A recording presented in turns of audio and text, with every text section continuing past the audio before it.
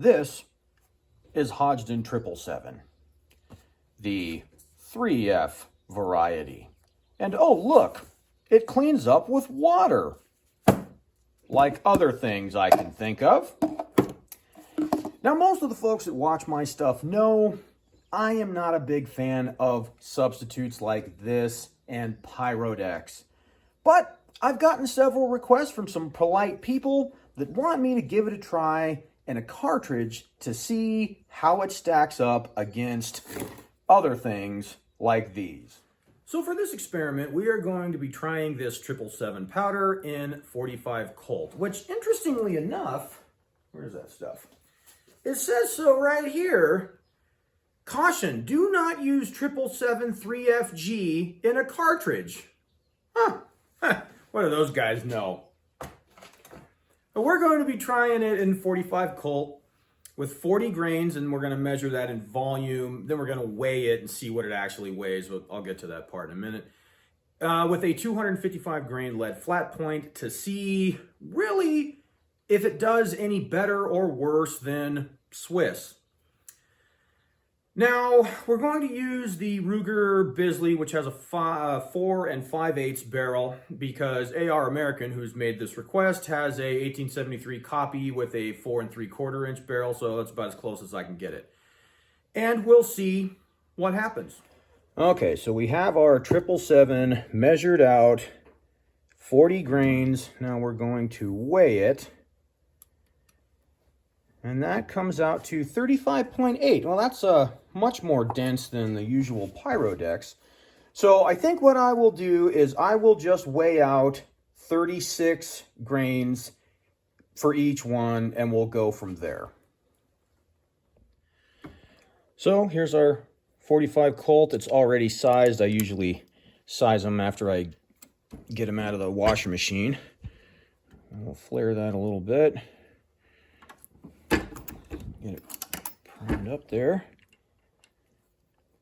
So we have our 40 grains by volume.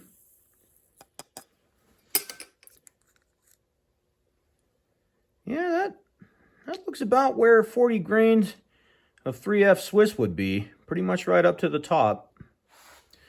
All right. Here's our I just weighed this. It actually weighs 252.5, so that's as close as I can get it to 255 grain.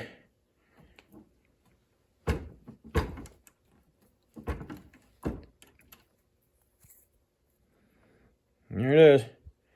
40 grain of 777. Now, we'll make up a handful of these, and we'll go give them a try. All right, so this is 40 grains of 777, the 3F variety.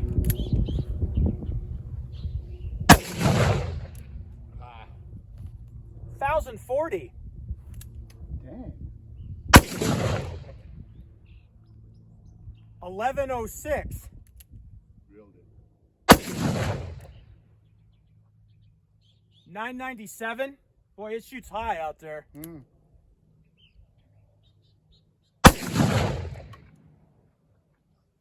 Oh. 997. Hold, please.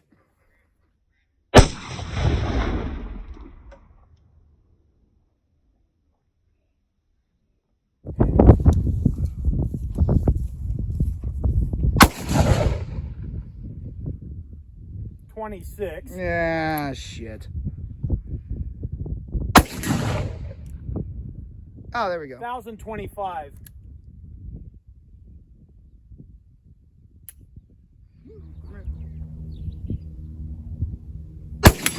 Oh, there you go. Your wish should come true. Man, that rocks that thing.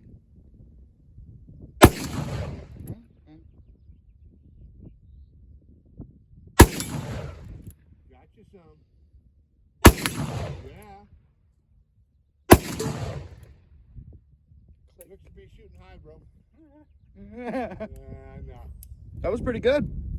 Well, yeah, right about the time I'm out of ammo, I get it figured out, you know. Well, I thought that was it for my poor chronograph. The last time one took a hit, it looked very similar to that. But luckily, it just hit one of the rods that holds up one of those plastic things. And it was fine. So let's see, how'd this stuff work out?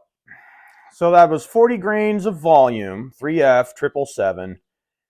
And that averaged 1,042 with a max spread of 109, which is kind of wide. But I've noticed that about substitutes and cartridges in particular. They generally have a wide spread. And that hits with 608 foot-pounds of energy, which is pretty impressive, really.